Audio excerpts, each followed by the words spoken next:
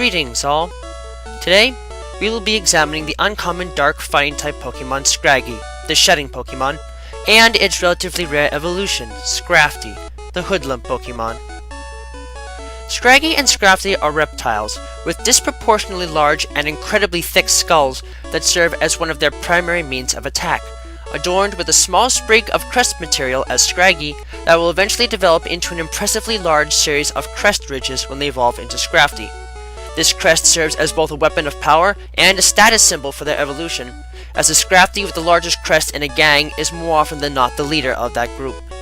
These creatures tend to shed their skin frequently and are thus rarely ever coated in an old set of scales, instead exposing their lighter colored, fresher scales on a constant basis, with the skin on their skulls being the only skin that rarely ever sheds compared to the rest of the body. In fact, the only time that this skin is initially shed by Scraggy, along with the proto-crest that Scraggy possess, is when they evolve into Scrafty. Furthermore, their belly scales are the only thing that tends to stay a vibrant shade of color different from the rest of the body. While they generally look a little dopey in the eyes of some, these creatures can actually use their large eyes and mouths to scare off others and have a rambunctious drive to them that only gets stronger the more opponents they defeat in battle. Combined with their penchant for shedding their skin, this grants the creatures the Shed Skin and Moxie abilities as base abilities, as well as Intimidate as a hidden ability. As with all reptiles, these creatures shed their skin on a constant basis, but they're unique in that they do not need to get rid of the skin when it is shed, as something amazing happens to it after being shed. The skin of Scraggy and Scrafty is unique among reptiles because their scales are built out of an organic polymer that is usually form-fitting and tight, serving the general purposes needed for skin of such a quality.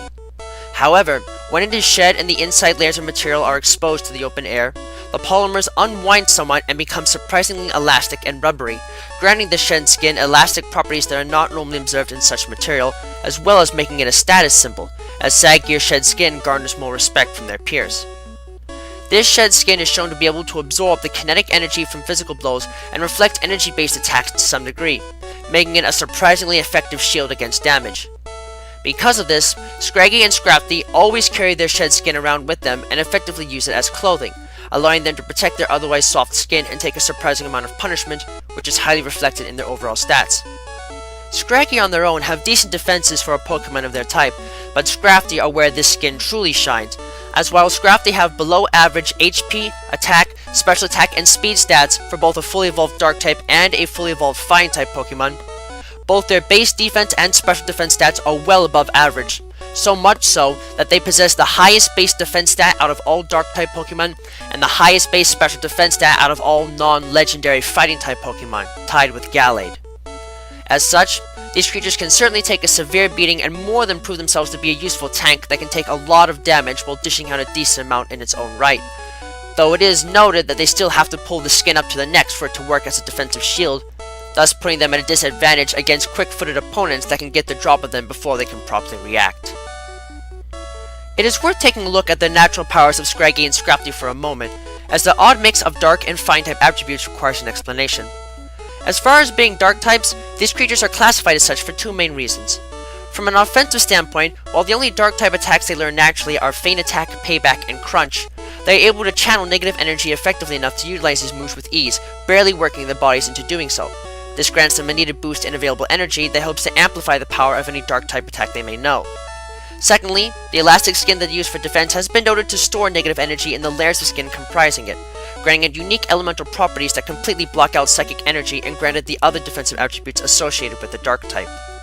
In addition, these creatures do possess secondary fighting type characteristics and are able to naturally learn attacks like Brick Break and High Jump Kick that are known for their potent armor breaking attributes. Moreover, these creatures show innate skill in using these types of attacks that naturally grants them a boost in power when executing them, giving the equivalent of a stab bonus and in turn making their partial fighting type assignment understandable.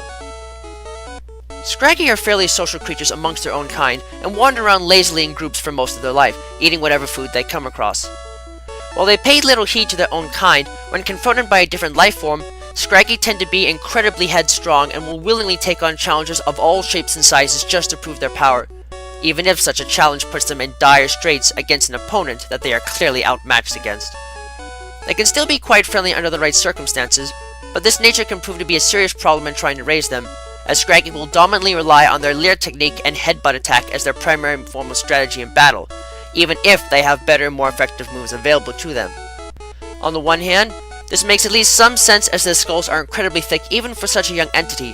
1 to 2 inches in fact, and can take a great deal of punishment, going so far as to granting it and its evolved form Scrafty access to the devastating head smash attack late in life. However, for a Scraggy, this strategy is not that effective, as their heads are so large and heavy compared to the rest of their body that they usually have an unstable gait. As a result, repeatedly attacking with their head can render them dizzy and unable to properly battle or even walk for a few minutes. Moreover, it can quickly become a bit frustrating for owners, as Scraggy will generally use their headbutt attack as a greeting towards other lifeforms that make eye contact with them, which could lead to scuffles that can make raising and dealing with them a bit of a hassle at first. Scrafty, as an extension of this, can definitely be a handful in the wild, and it is generally not a wise idea to approach them, especially since they almost never travel alone. Scrafty choose to live in medium-sized packs for the entirety of their life, and rarely ever depart from one another, this being the result of an established social system among Scrafty packs.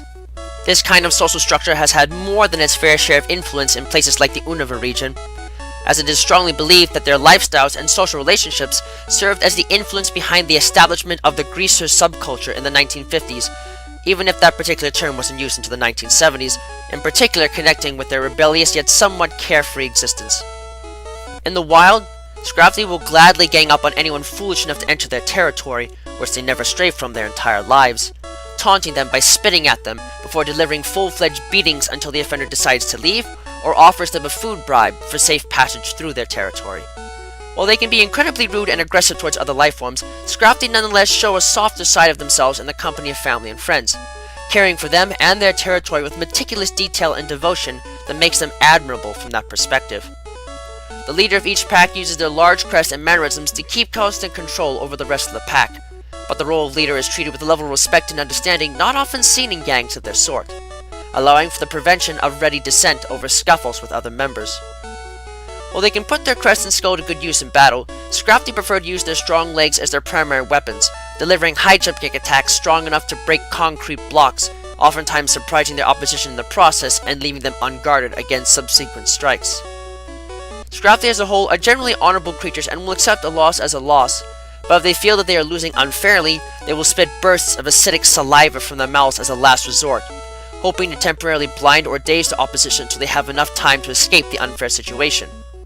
Trainers will have to be careful to deter this action if they want to make the most of these beasts in battle, as this behavior can easily rub others the wrong way if executed in a dirty fashion.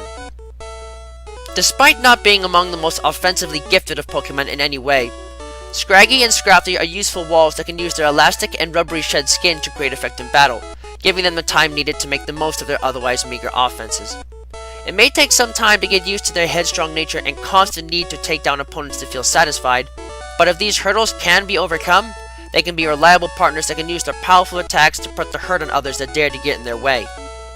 Just do yourself a favor and try not to actually butt heads with them on a regular basis.